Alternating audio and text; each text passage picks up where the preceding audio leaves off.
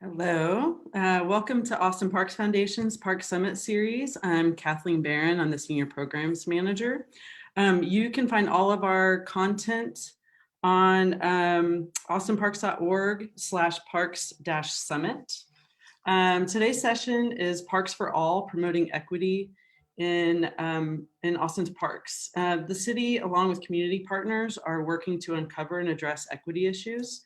In this session, we'll focus in particular on parks and outdoor spaces. First, I'm going to allow the video for all of our participants today. Just so you know, everybody's working from home, so there might be dogs, kids, other kinds of interruptions, but I'm sure everybody can understand that at this point. So I'm going to bring everyone's video up and unmute everyone. Let's see.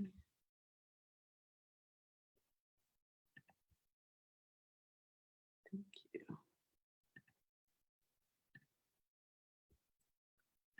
Actually, maybe everybody else, if everybody could turn their videos on, that would be great. I'm having trouble doing it. Okay, there we go. Sorry.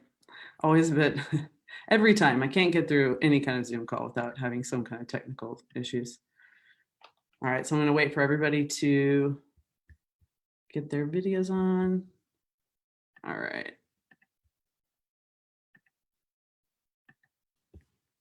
There we go. All right. And just gonna see if this works. There we go. We did it. All right. So first, I want to introduce Rocio Villalobos. She's the Community Services Program Coordinator for Immigrant Affairs at the City of Austin Equity Office. I've had the pleasure of working with her in the past through the Children in Nature Collaborative of Austin, also known as CINCA, where she did some really outstanding work around equity in the outdoors. And so I'm very excited for her to be facilitating this panel. And I'm going to let her take it from here. And just so you all know, since we're doing this live stream to Facebook, if you have any questions and you're viewing it through Facebook, please do ask questions in the comments. And then at the end of the panel discussion, we'll have a few minutes to be able to address those. Great. Thank you, Kathleen. Thank you. Good morning. My name is Rocio Villalobos. And as Kathleen mentioned, I'm the Immigrant Affairs Coordinator for the City of Austin. And prior to this role, I was doing work at the intersection of racial equity and youth leadership in the outdoors. So the topic that we're discussing today is very near to my heart. I want to begin by acknowledging that we are on Native land. Long before this area was called Austin or even Waterloo, it was home to Native and Indigenous peoples like the Tonkawa and the Coahuilteca. And the beautiful and life-giving waters in this region that draw people here now drew people here thousands of years ago. The Coahuilteca, for one, believed that their people emerged from the springs, the sacred springs. So this region has a deep cultural meaning for Native and Indigenous peoples. So often the stories that we tell begin and end with colonization and highlight the so-called accomplishments of settlers while simultaneously erasing the violence that was enacted against Native and Indigenous peoples and Black people in the name of progress.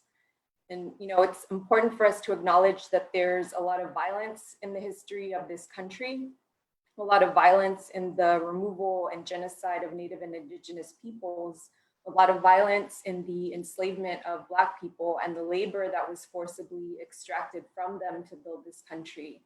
And it's because of our inability to reckon with that history and acknowledge it that we continue to see racist outcomes across the board today, whether we're looking at housing, unemployment, life expectancy, even tree canopy cover, and where parks are located and what condition they're in. I grew up in East Austin and my life was ultimately shaped by two borders, I-35 as the east-west divide and the US-Mexico border that separates my family and that disrupted my ancestors' ability to move freely across the Americas. And the fire for sort of social justice for me was sparked by Poder, people organized in the defense of Earth and her resources after learning about the history of the oil tank farms at Airport in Springdale, where I know the Austin Parks Foundation offices are currently located.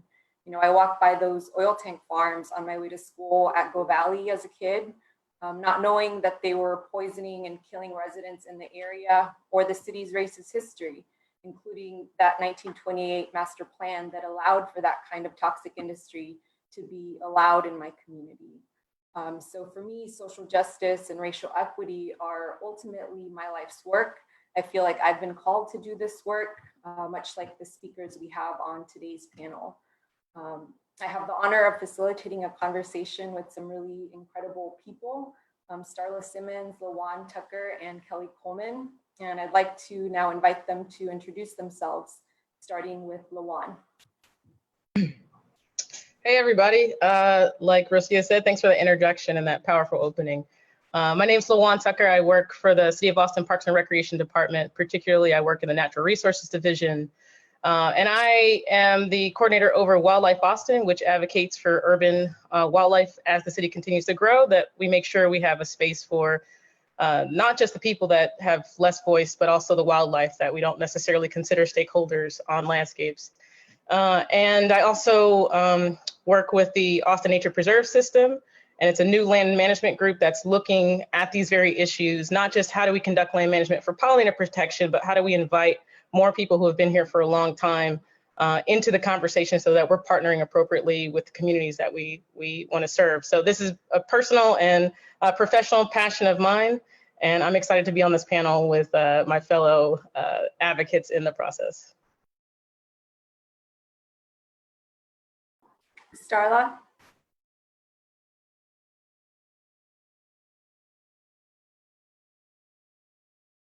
I should know better than that. I'm Starla Simmons. Thank you. I'm so happy to be on a panel with you fine folks. I am currently a clinical assistant professor at the UT Steve Hicks School of Social Work. So I'm a social worker through and through. I've spent most of my social work career previously working in Eastside schools. So I did school social work for about 11 years on the East Side, working with kids and families. And now teaching first year graduate students. And also a big part of my job is serving as the field liaison. So coordinating internships, coordinating learning in the field, social work practice with students. And formally, a couple years ago now, I'm sad about it, I was a volunteer with Outdoor Afro, which is like one of my most proudest accomplishments, proudest things I've ever done. And that is a national organization that uplifts Black leadership in nature. So I had the pleasure of planning outdoor activities with Black folks around Austin. And that is still an organization that is working and out there doing events now, so you should look them up.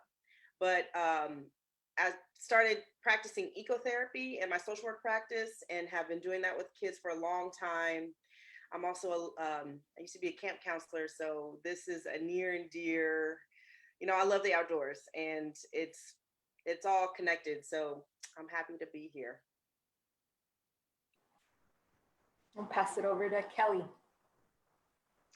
Hi, everyone. Thank you, Rocio. That was a really grounding introduction.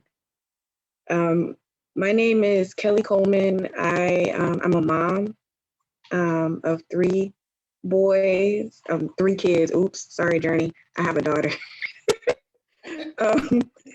And I haven't had my first cup all the way yet. But anyway, I just wanted to say that just in case y'all hear some stuff in the background, offer grace. And so I was born and raised here, like Rocio, but I'm from a neighborhood called Dove Springs. It's in Southeast Austin. The work that I do is with Rocio in the equity office with the city of Austin. A lot of what we do is really just trying to build out an anti-racist analysis with the folks that we work with every day, the folks that make things happen in the city, right? Like folks that are doing work in our watersheds, folks that are making decisions around our land development code, folks that are implementing different ways of taking care of ourselves in the health department. Those are the folks that we work with on a regular basis to try to help our city get closer to being anti-racist. And as Rocio said, to interrupt some of the systems that are producing racist outcomes, negative outcomes for people of color. And so I feel really special to be on this panel because I'm not a super outdoorsy person. I'm learning. And this has given me an opportunity to really reflect on how much access I really had over the years and didn't even know. And so I'm excited about this. So thank you for having me. Thanks, everyone. All right, we'll get started with our first question. So kind of broadly thinking, what was your relationship to the outdoors or the environment when you were growing up? And anyone can kick us off, whoever feels moved to talk. I'll take that one. So my experience in relationship to the outdoors, I'm going to paint in two different pictures. One was the experience that I had with my grandmother. She was a gardener. Her family were sharecroppers, poor sharecroppers. My family was enslaved through the transatlantic slave trade, brought over here, and worked their way out of slavery eventually and stayed in the South for a while and then migrated towards the Great Migration. So a lot of that exposure to the environment has a complex history, right? Because we were also forced to work in the outdoors as land managers without the compensation, but at the same time, it's healthy to work outside, right? So my experience came with those two realities. My grandmother taught us how to garden, taught us how to take pride in the landscapes we were stewards over, and she was in Philadelphia and had like horticulture awards and really was the pride of the neighborhood. And then my father would take us fishing in Georgia and camping. But there was always this reality of what you had to be afraid of wasn't necessarily the trees and the landscape. You know, you respect it and you prepare for it, but also some people may not feel you should be here. So be careful about that and to know that you belong. So I think there's a double history and a double exposure of the reality of the connections and the health of not just recreating outside, but just having access to tree canopy cover or clean water. And then, so when I started to move into the outdoors as a career profession, a lot of my family reacted very strangely. They were like, "You're going back to work in the field?" So we kind of, that's what we tried to get you to go to school to get away from.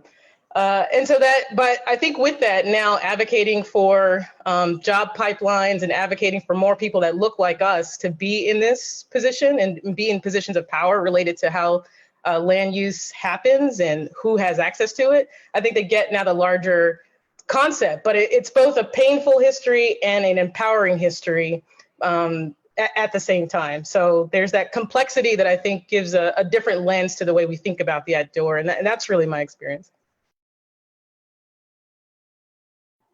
Thanks, Lawan. I think I think a lot of Black families have that same history of like our family was enslaved, started out in the South, knew how to work the land, and also migrated north. My family ended up in St. Louis, and my grandmother, who's still alive today, they bought a piece of land outside of St. Louis, and so we had a Black family that owned land, which is, that's rare. So we grew up with my cousins getting dropped off at grandma's house in the summer for months, and we would just live basically in the woods. It was rustic. And so we have so much joy. I have so many joyous memories of like picking blackberries, making blackberry pie, raising up chickens, as my grandma says, raising up crops. And I recently talked to her and I was like, Grandma, like, how did you, she was like, I actually didn't know, she didn't know that much about gardening, but she just experimented, and they lived a lot off of their land. I mean, if you haven't had like fresh fried chicken from your yard, like delicious for us meat eaters. Anyways, but so I grew up just having that instilled in like for me, being outside was pure joy. It was being with my family. And then I grew up, though, we moved to another tiny town outside of St. Joseph, Missouri, where we were the only Black family in this town, school of 100. We pretty much integrated like a tiny, small farming community. And so we, as you can imagine, experienced a lot of racism. But I think the thing that really saved our family was the fact that we were in the country and we were able to ride bikes. We had freedom. We had freedom. I always talk about this special willow tree that I used to sit up under and like process. And so I really started using nature as like this comfort healing place for me where I was protected, which I know a lot of, Black families didn't have. And so when I had Black friends from my church in the city would come visit us, they were like very scared. And I would like show them how to just like, it's fine. You just go through this trail or this not trail. I mean, we were just out there being completely ourselves. So for me, that's my connection to nature. And I look at it now and I'm just realizing more and more how lucky, how wonderful that was that I had that.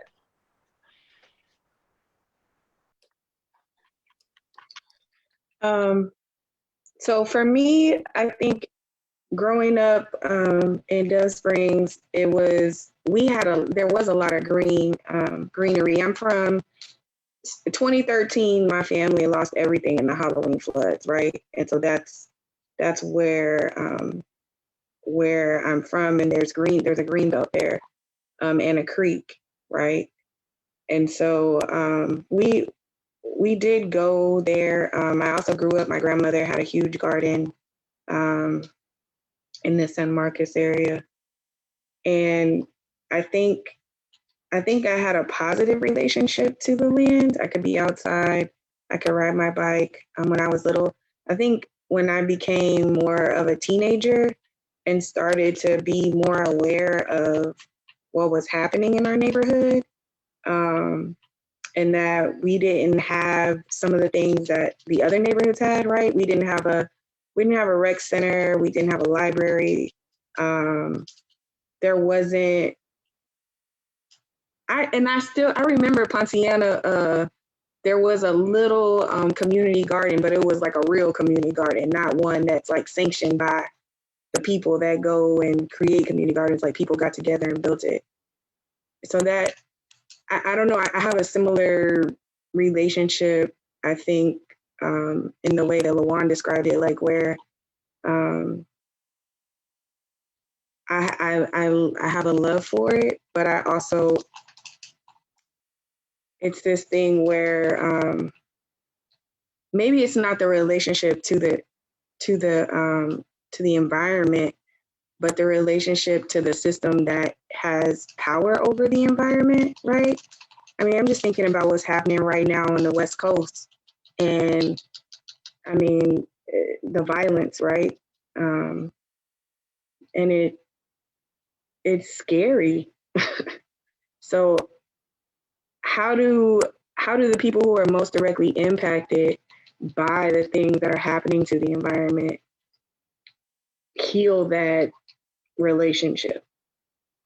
Those are some of the questions I think that are coming up. I don't really know because I'm not one of the people that works outside on a regular basis, but my dad is a concrete mason,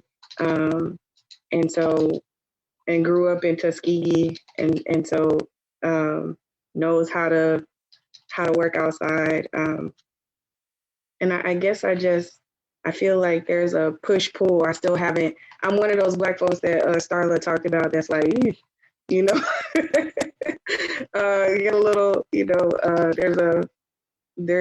but it's also really cool, right? Me and my kids live in an apartment in East Austin now, and I can look out my window at Boggy Creek and see the birds and the trees, and it's comforting. So I'm in between those two places. Thank you, Kelly. So kind of building off of that, how does that sort of connection or relationship to the outdoors, to the environment, influence the way that you see yourself and the work that you're doing now?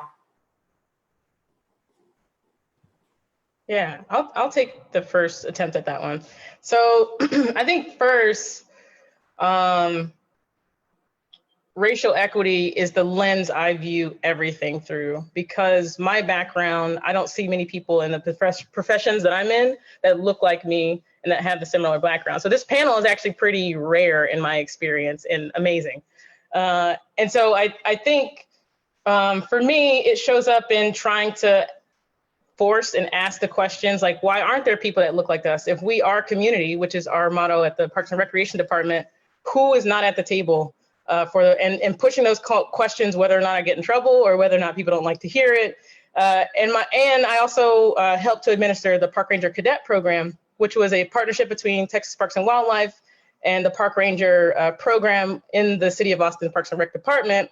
That's really designed to promote racial equity in the outdoors by partnering with young leaders who are already leaders in their community through Aikens High School and learning with them and from them so that we can create spaces, like Kelly was saying, around the systems that are meant to keep us out of natural resource professions. And so part of that is changing the way we range parks, changing the faces of people who represent parks, and making sure they speak the languages, making sure they understand that our community doesn't just look one way, and that they are physical representations. Because being a person of color, having been a park ranger, and having just with the country right now, having a different relationship with uniformed personnel, I think it's my duty and my responsibility, being from where I'm from, to really push those questions like, do we have any of those vestiges within our unit, and how do we dismantle them? So I think that one is through that program, it's creating pipelines that don't exist.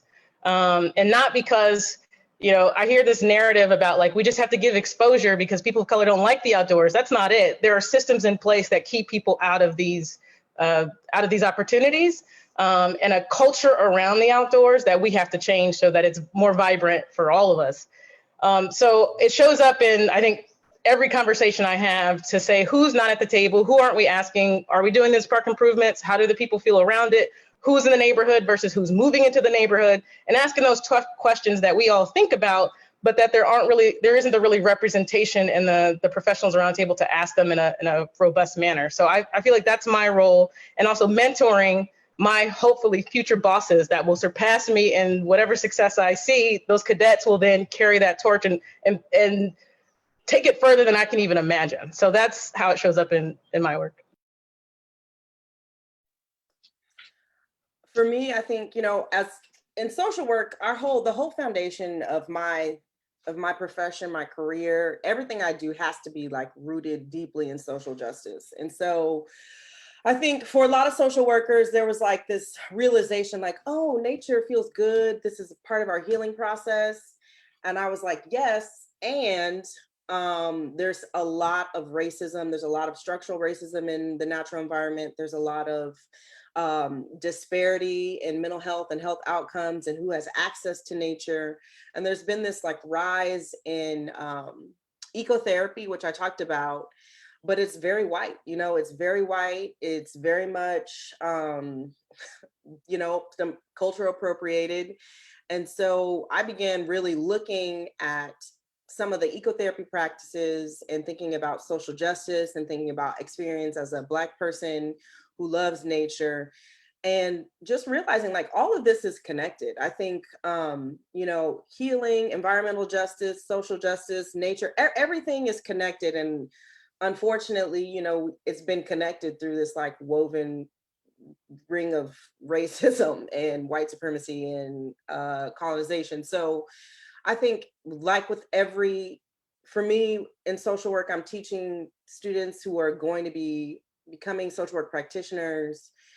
It's about returning to some roots, looking at the roots of us as like just human beings, as mammals, as animals, and kind of what we need holistically, but also looking at the roots of how we've been so disconnected and the violence that's happened to us in nature, and why, I wish that I was connected to my like ancestral practices, and I don't know anything about them. You know, I'm out there Googling with the next Black person, like African, you know, knowing that these practices existed, but I don't even have all of my history is like washed away in the ocean. So for me, it's really about like trying to reconnect, always keeping that lens and knowing that, you know, if we are really truly doing our job, we are dismantling systems as social workers. And if we're truly healing, we're healing at the root, and we're doing that and and honoring what really has happened, you know, not putting this band-aid of like, nature is pretty and we can go on a walk, and really looking at like what has truly happened and why we're truly disconnected. So it's all connected. And I'm glad that with social work, it's not just environmental justice, but it's, you know, all of this is kind of coming together. Now we have a place in nature as well. Thank you, Starla. That made me think. I think the way I see myself and the work that I'm doing, the influence of the environment, is the issue around land sovereignty, the way that we use land, whose land it is, all of those things, even things like borders, right? And all the things that causes. I feel like because like everyone on this panel, everything that I do is really rooted. I try to root it in social justice principles, and specifically, you know, anti-racist principles. And I think that the work that I do really, I hope that it is around trying to make an impact with outcomes, right? And working from what we want to create, working backwards from that, right? To try and alleviate some of the violence. I think that, you know, what's happening to the world right now, to the earth right now, is reflective of what's happening to the people, right? And so it influences me. I mean, when you've been, the flood was one of the things I think that really scared me. And so getting right, I think, is really important with the land and with the earth, and with all the ecosystems that we come into contact with. It's something that's not always here, but it always ends up bringing me back there. Like, we think about displacement is a huge issue here, right? People experiencing homelessness, people who are going hungry, right? All of that reconnects us to the land. And I think, you know, people thinking about children who have asthma and the disparities around that, all of that is really connected to the environment. And I don't think there's any way that I could do any sort of equity or anti-racist work without having an understanding of the history of what we've done to the land. Yeah, that's so deep. So I want to say a comment, unless we're running out of time, about that I think is really powerful for what both of you said. And I try and think about my role within Parks and Recreation, because Parks and Recreation, I think, has a contentious history with the community, just like all municipal systems do, right? Because of the 1928 plan and all the history that is American history. But the reason I stay with parks and public spaces is because conceptually and theoretically, these are the spaces that belong to all of us, at least conceptually. And so to me, there's more of a foundation to actually not recreate, but recreate a society that we want to see, and take the leisure, so to speak, out of the way we think about recreation, and actually recreate the society we want to see, recreate the connections we want to be a part of, and recreate the community that has been and is currently broken in a lot of ways.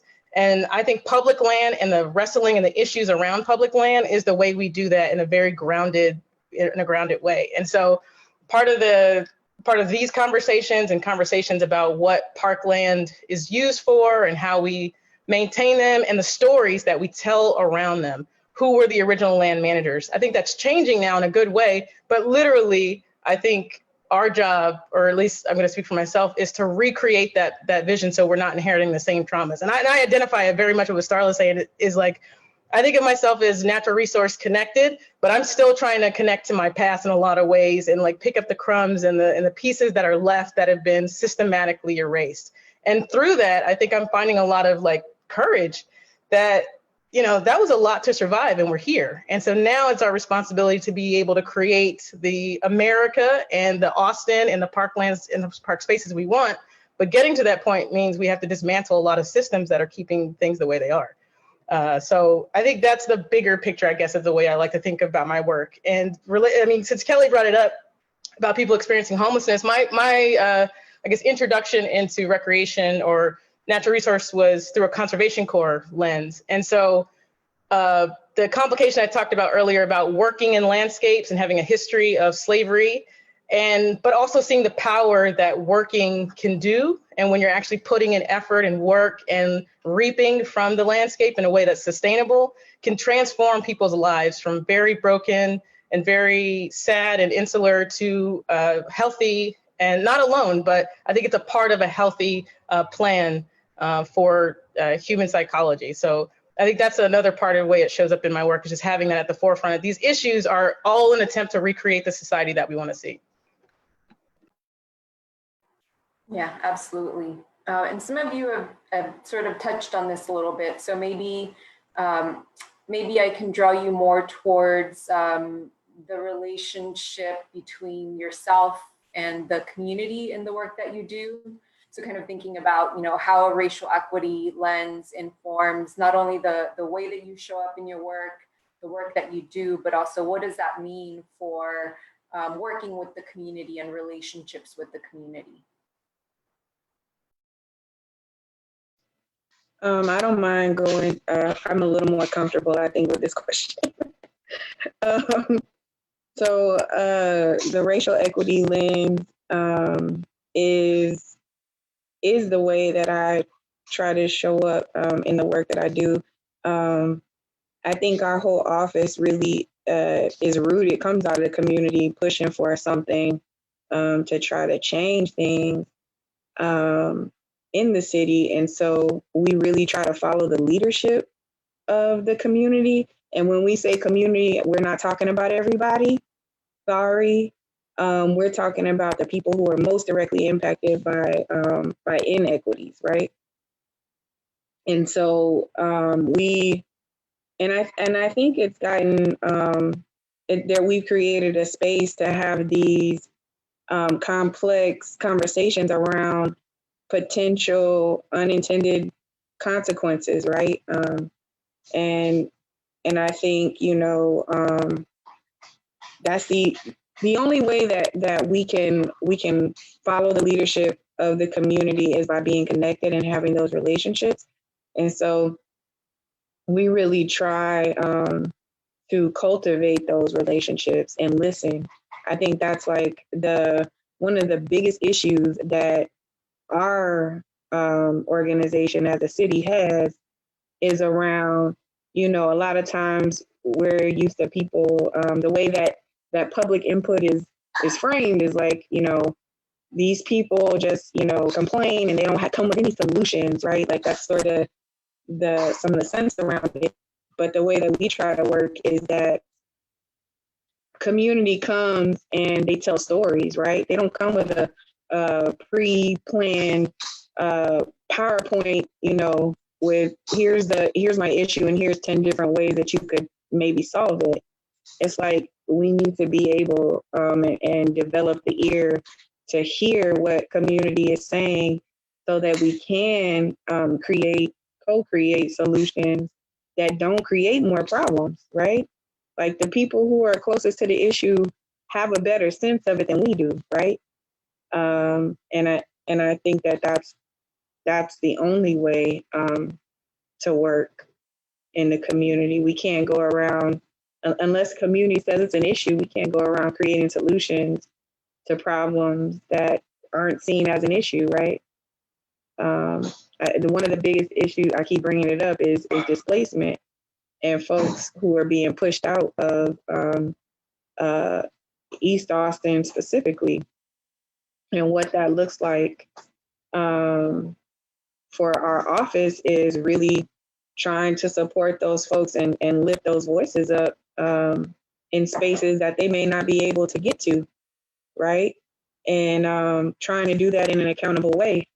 So I think that's the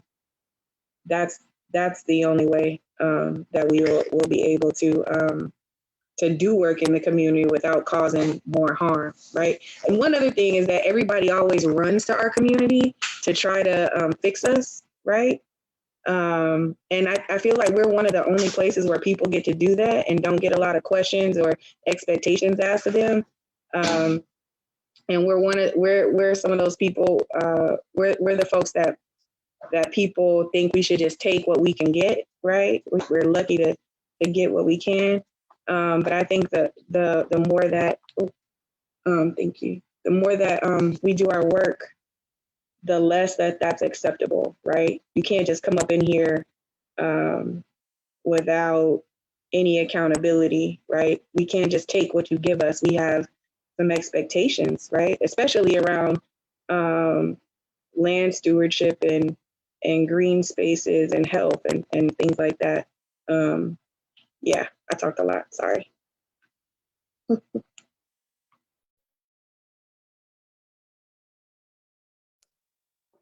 And I'll jump in. I feel like if I'm not answering the question, but I think, I work with a bunch of social workers, and social work is a very white field.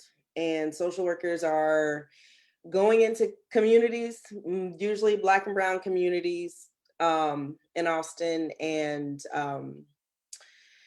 we also have this, in social work, we teach to have, like, we call it the person and environment systems. We have a very much a systems lens. And I think for me, part of it is really helping these young white social workers to realize, that the environment is more than just, inside a person's house. It's the land, it's the water that they're drinking, it's the air they're breathing.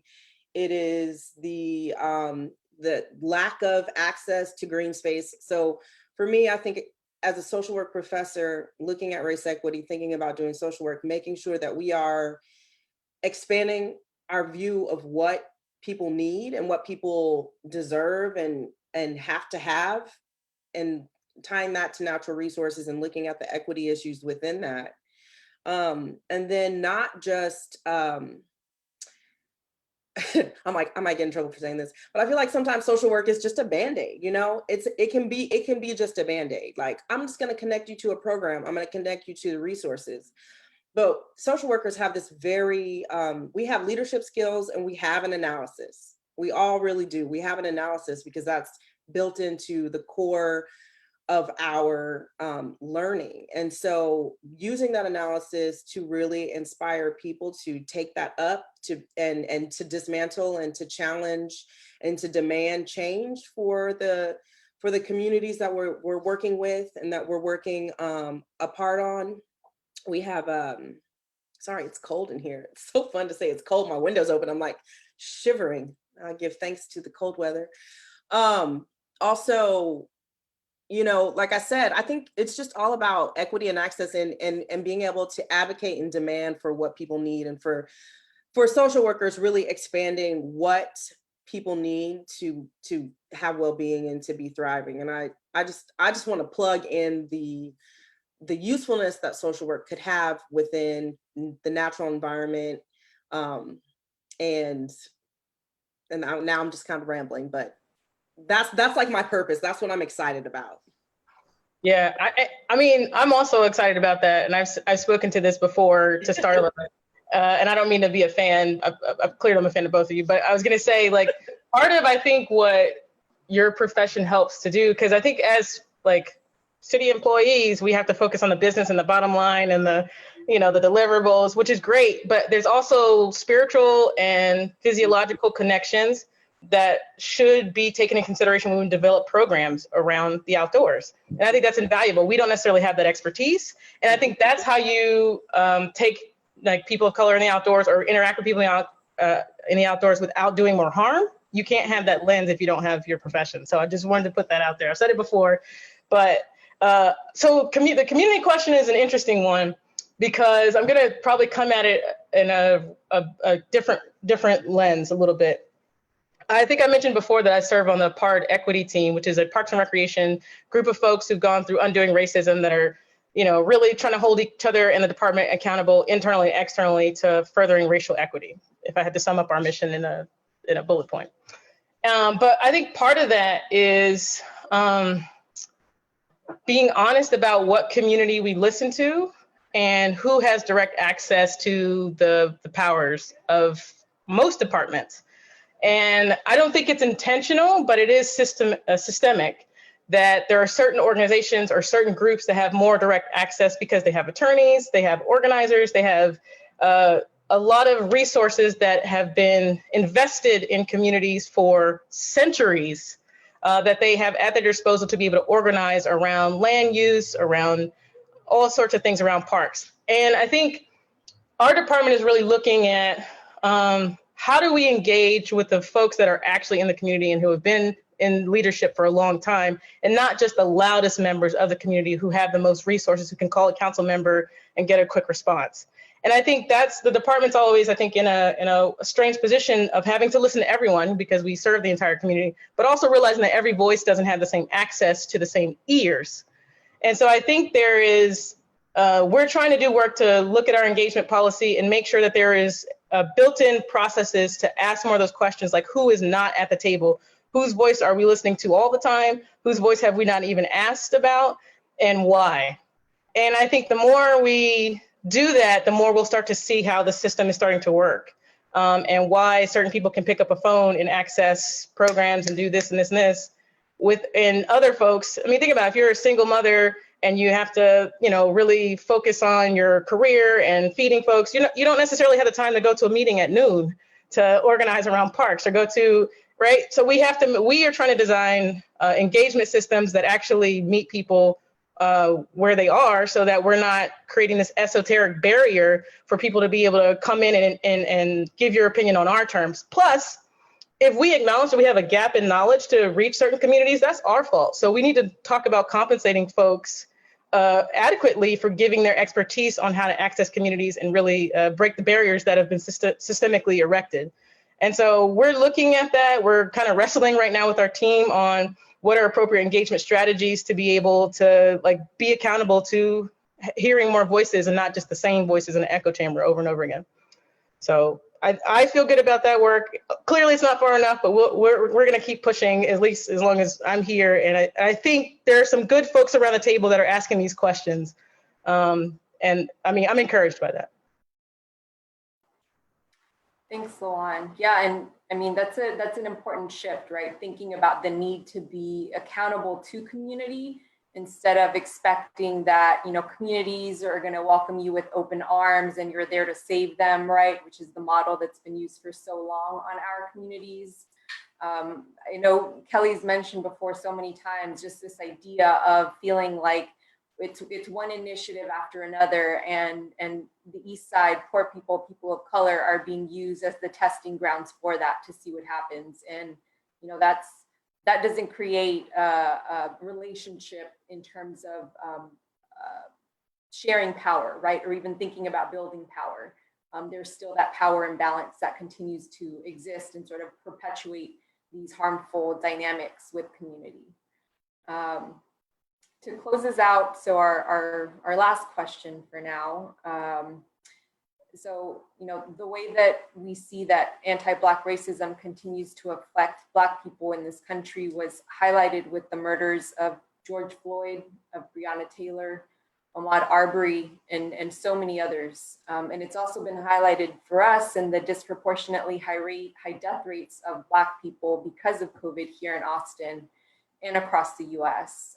During this time, we also saw a lot of organizations and companies that operate in the outdoor environmental field come forward and make statements or post Black squares on Instagram, who had never been vocal about racial injustice before, but felt compelled enough to take a stand and express some form of solidarity. How can organizations, how can these groups continue to flex that sort of courage muscle around injustices and do the deeper work of examining how racial inequities show up in the work that they're doing? So in other words, what do these times require of us if we are committed to racial equity and want to be in this for the long haul?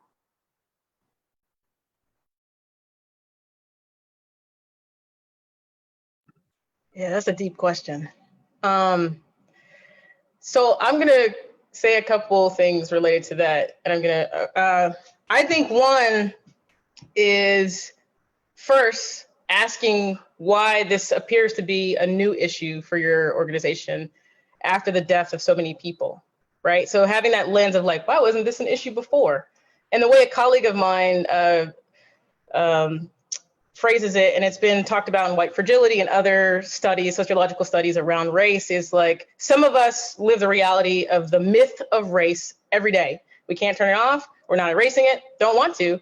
I'm proud of our history, but we can't turn it off and on and not see it. And then there are organizations or other groups who are just now realizing that health outcomes and life outcomes are different for Black and brown folks.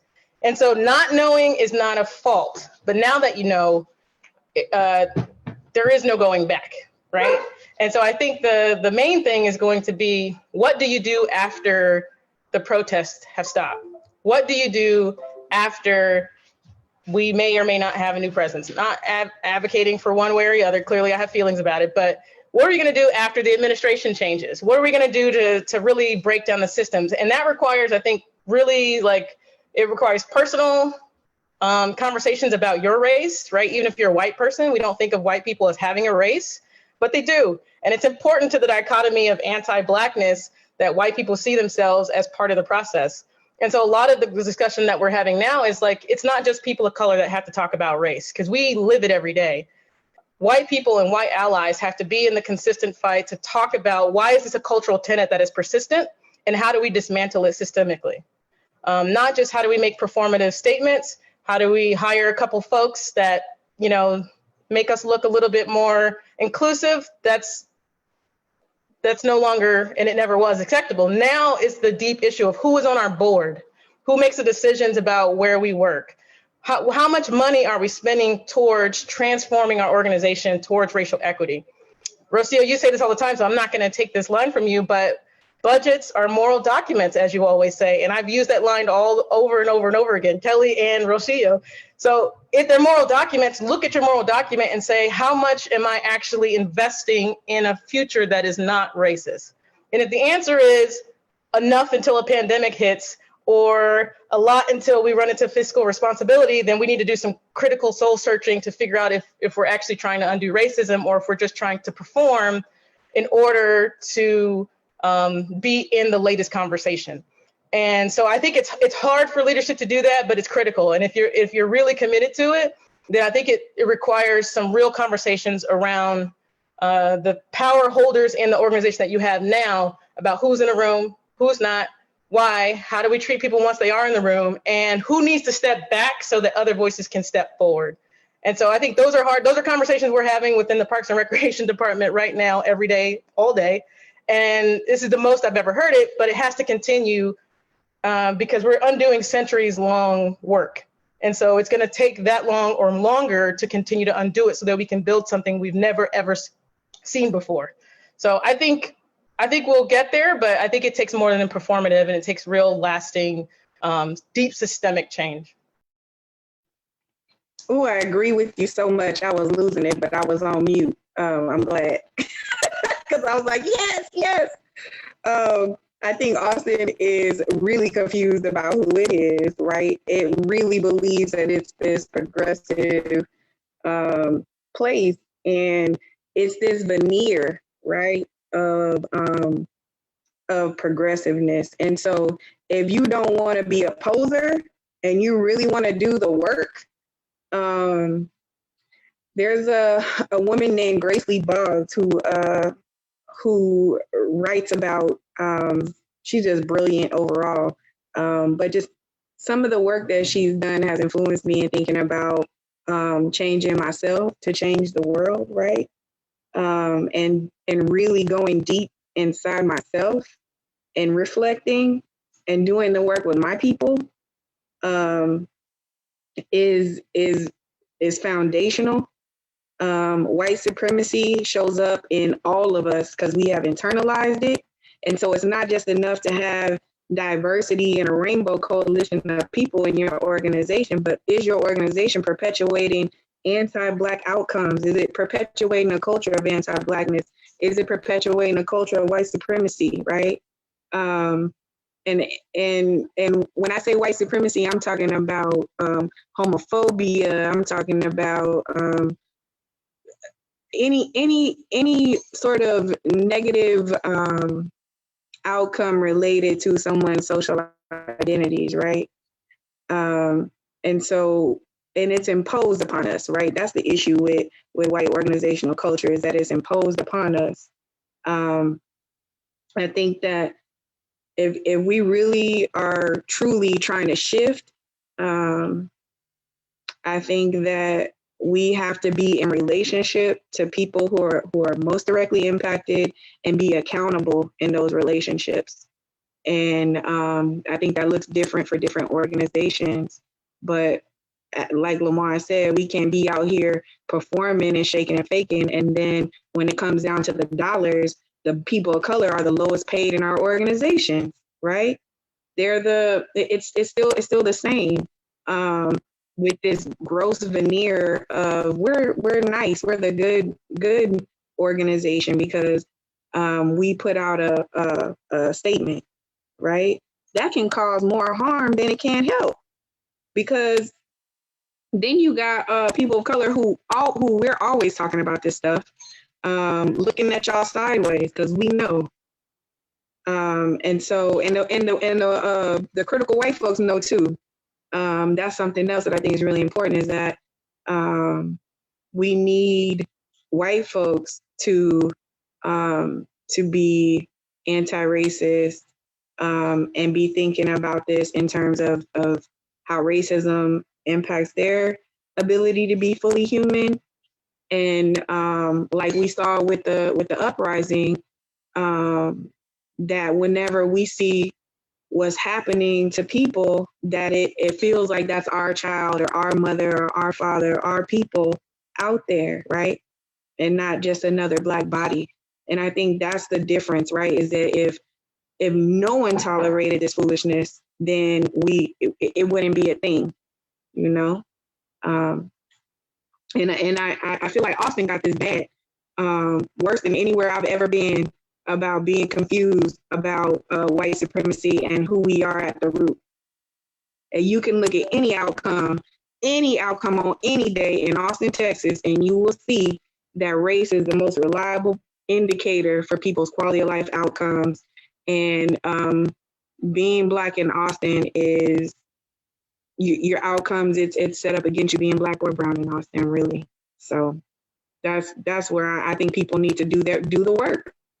Do the work. And I think people need to stop. I've been seeing all this stuff, y'all, about these folks pretending to be Black. It is irritating me. Folks claiming, academics saying that they're Black folks someone got a diversity hire, like just weird appropriative acts. And it's, you know, I can't. It's cool to be Black until you're Black, right? Until the police are called. So anyway. I just co-sign everything you've said. I mean, I don't even think, I can say it better. I know, coming from like a clinical social worker perspective, where every single class is a racial justice course in my world. Like that's That's all we talk about. And I wonder sometimes if my white students are feeling weary, but I'm like, you have to toughen up. That's what I'm telling white folks. Like, you have to toughen up. You have to be able to experience and go towards that deep pain, because there's no way that this is going to be changed or healed, the racial harm in America, if white people don't go down there and just like cry the tears you need to cry in your room, process the feelings, read the real history. And then at the very least, when a Black or brown person tells you something about their experience, about their life, like, believe them at face value. Don't try to whitewash it, put a bow on it. And then really, you know, I like Kelly, you mentioned, like, you have to imagine what things could look like, things should look like, and then work to that. And I think a lot of times people get really stuck in the pain, but I promise you, like, you can have a hard conversation and you can cry and feel bad about the state of the world, and then you can process that and move forward. And so I think just having the interpersonal skills to be able to process the realities of racism and the violence and the harm and your role in it, processing that, and then like toughening up. Like, you just got to toughen up to be able to show up and then look at your job, look at your work, and make moves. Like, make moves, put your money where your anti-racism is. I tell you, yeah, like the faux statements, I mean, nobody even believes them. You know, people can see through inauthenticity. Sorry, people can see through that. People can see through that, you know? So nobody's playing nobody. Like, that's why, you know, people want to make real change. Like, let's get real. Let's get real. Those are my tips. Get tough, get real. All right. Thank you, everyone. Yeah, what an incredible group of people. I'm so grateful to all of you for coming, for sharing your wisdom, your experience. And I think that we have at least one other question from the Facebook Live. Hi, I just want to first thank you all so much. It's been such an honor to witness this conversation. And now I'm going to have get tough and get real, like on a loop in my brain all the time. And I just one thing I was thinking about a lot, because, you know, obviously I work in nonprofit, and I've worked in nonprofit for a long time. Then I also worked in mental health as an art therapist. And so working with other social workers and care providers, there are so many blind spots in both of those fields because I think people feel like I'm doing good. And so they just aren't, it creates this wall for people. They're more unwilling in some ways to see their bias. And it's really unfortunate, because those are the fields that could do so much good. And that's what they're meant to do. That's what nonprofits meant to do. That's what mental health professions are meant to do. And then there's these huge barriers. And I think it's similar to what Austin as a city is experiencing. We're progressive. There's no way that this is a problem for us. And it creates more of a barrier in some ways. And another, you know, city that might not have this attitude about themselves already being like woke or whatever, you know? So it's a lot to think about. And I think it's, you know, obviously these conversations have gained some momentum in the last few months. And I just really hope that it'll continue that way. And we as an organization are really committed to not having this just be a moment, but continue to commit and admit when we make mistakes and recommit. So I do have a question from Facebook. What has been the most common barrier in your work with getting the decision makers on board with diversity, inclusion, and understanding? On board with diversity and inclusion, and understanding how access is a precursor to mental health and equity? It's a good question. Could you just say that one more time? Yes. What has been the most common barrier in your work with getting the decision makers on board with diversity and inclusion, and understanding how access is a precursor to mental health and equity? I can speak from the city side. I think that our leaders are elected folks, right? And so trying to make sure that they understand how racism doesn't just impact people of color, basically the conversation that we had before, that it also impacts white folks. So, because people have constituents, right? And I think the hardest part is really trying to think about this as life work instead of like a checkbox or something that's you can do that's really splashy that you don't have to be accountable for. And then I think like within the city infrastructure, like directors and things like that, it's a risk. It's still risky. People still aren't fully bought in, right? It's scary for people. I mean, if you look right now, all the stuff that's going on around defunding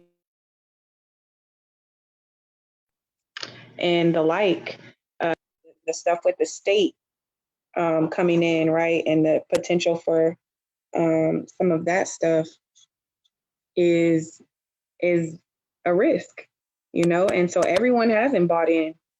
I think it's less about fixing people and more about fixing systems. And so the stuff around like, and I think it access is a piece of it, but I also think it's about outcomes, right?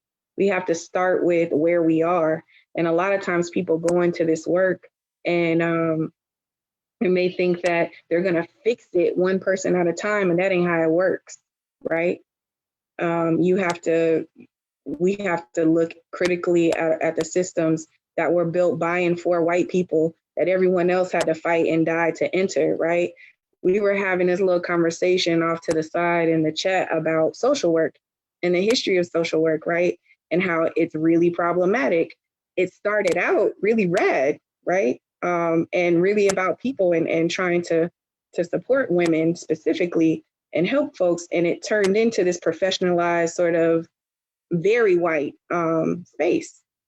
And so what is social work? What is the city? What is Parks and Recs orientation and relationship to poor communities, right? How is it a foot of oppression on those communities?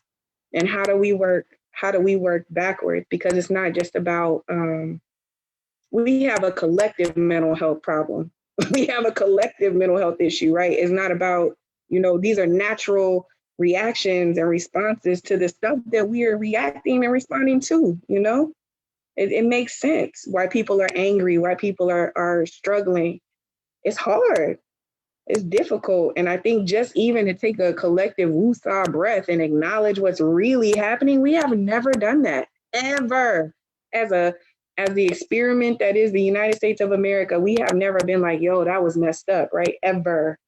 And so if we can't do that, how do we expect we're going to continue to fix people? The story about the babies in the river, I'm not going to tell it because I really don't like thinking about babies being thrown into a river, but right? How do we go look and find out who's throwing the babies in the river instead of constantly picking them up out of the river, right? Downstream.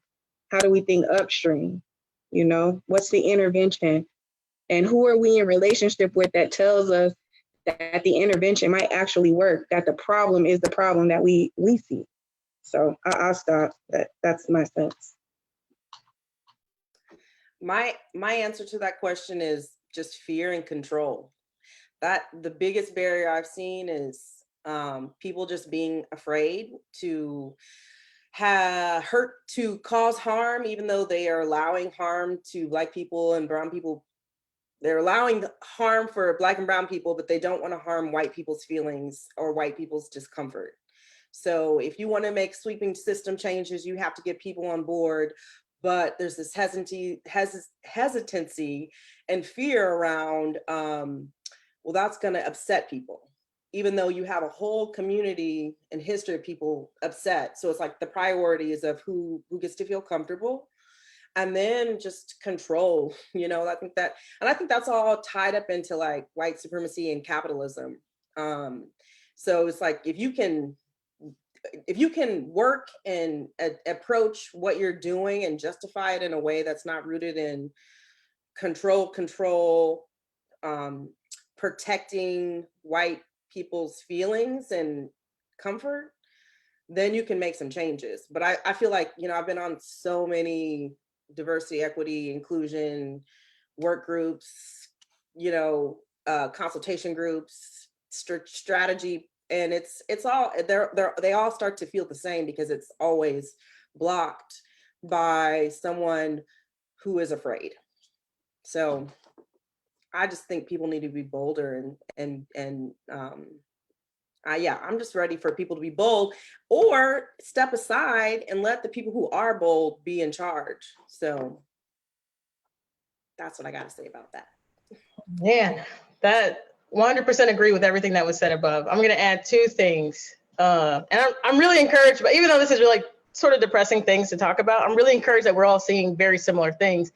I think the barriers that I've faced, I'm going to talk about my career in general so that I'm not speaking about one particular instance or another, but I think it feels as if sometimes that it's an optional conversation to have, you know, like racial equity is like an elective part of your job, as opposed to a core foundational tenet to what you have to do. So that's hard to disseminate, I think, in an organizational culture. I dropped a link in the chat that is a PDF to how white supremacy shows up in organizational culture. And I think part of it is it's difficulty showing the interconnection, sort of like Kelly said, is like, it's not just racism, it's also homophobia. It's also so many things that are connected that prioritize and elevate one group over another based on social things that people can't control, right? This is a pathological human problem. This is an illness that we must root out and fix if we are to exist on this planet for as long as we can. I think the other, I'm just going to be really brutally honest, is that a lot of my career has been strategizing behind the scenes so that leaders around me who have the power to make big sweeping decisions, I've had to strategize with people that they will listen to because they won't listen to me because of what I look like. So I've literally had to go to white men sometimes and say, here are my ideas. Can you help me champion these forward? It's debilitating, it's heartbreaking, it reinforces the white supremacist system that we're in. I've pointed it out, I've talked about it, I've elevated it, I've shown it. And some white men will say, yes, I'll do this, but I want to be clear about where the ideas came from and like undo it from their lens, right?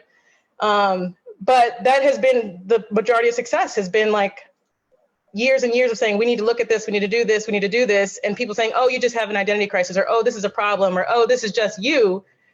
And other people saying it, community members saying it, and then giving it to one well-placed white male to say, can you just say this comment to your boss for me and see how it goes? And then sweeping change happens in short order. And so I think kind of what basically what Starla was saying is like, it's going to take some deep soul searching and some work that has to be done. And in my opinion, all city employees have to do this because we are servants of the city. Not the other way around. It's not optional, right? When we agree to be employees of the city, we agree to serve everybody. And so if that's the case, then we need to serve each other internally, right? Employee to employee in a way that's racially equitable and really undo both myself and others. It has to be accountable to undoing the racism and how our power shows up. Because I have power to be able to move and money and do this and do that, but I have to be accountable to the community to do that. Not everybody does that. And I think the system protects people to be able to just continue the way it is. And so if you hurt people's feelings, often it puts us at risk because we're the representatives, the only people in a work organization that's able to say this, but also the most at risk through the structure of racism. So I think one thing I would say is maybe listening to people who don't look like you when they have good ideas and actually synthesizing it and then recognizing when you listen to it from another voice and saying like, sounds like I need to do some internal work on that and be very critical about how that shows up. And maybe it's an unconscious bias, but now it can't be unconscious because it was said on the webinar. And so now we have to deal with it. So that's the biggest barrier. The biggest barrier, I think too, what I thought was interesting about what Starla said is that the tenets that she named are tenets of enslavement, right? Of chattel slavery, and a big part of why we're we're here now. Fear and control, that's going to ring in my head for a little while. It's one of those things where, you got to be comfortable with being uncomfortable. You got to get we have to have thicker skin. And I think that's for people of color too, because we know when white folks get nervous, what that means for us, right? When y'all get uncomfortable, that can mean really bad things for us. And so historically, we've tried to keep white folks more comfortable. I think too, this is an opportunity for us to do some repair, right? Especially around land. I wanted to say this before we got off, and thinking about some of the stuff that I think is Asheville is doing work around, like reparation. And I know Chicago has done some work around that. It looks different in both places, but I think it's a valid point of conversation and thinking about how the budget is a moral document, and thinking about nonprofits, right, and the industrial complex that's very white, that serves mostly people of color, right? Those types of material things need to be up for grabs too.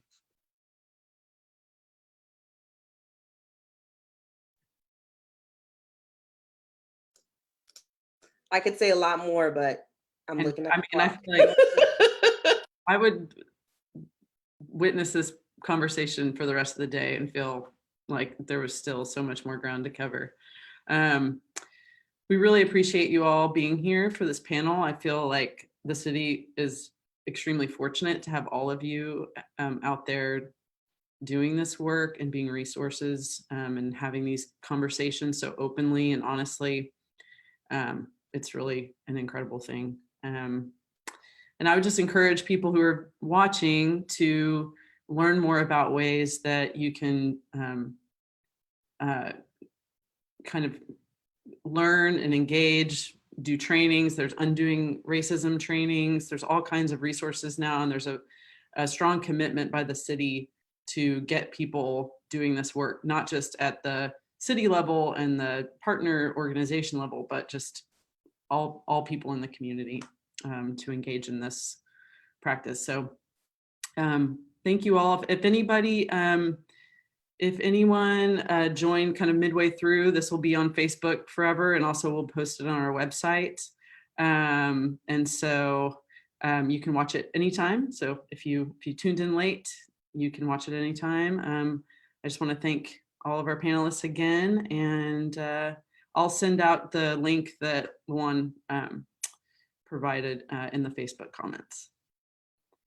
And I'm going to turn off Facebook, but continue the conversation with you all.